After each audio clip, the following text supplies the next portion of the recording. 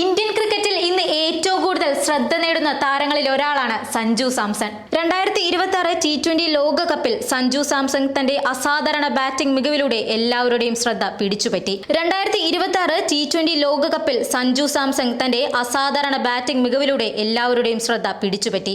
സമ്മർദ്ദമുള്ള സാഹചര്യങ്ങളിലും ആത്മവിശ്വാസത്തോടെ കളിക്കുന്ന സഞ്ജു ഇന്ത്യൻ ടീമിന്റെ പ്രധാന കരുത്തായി മാറി.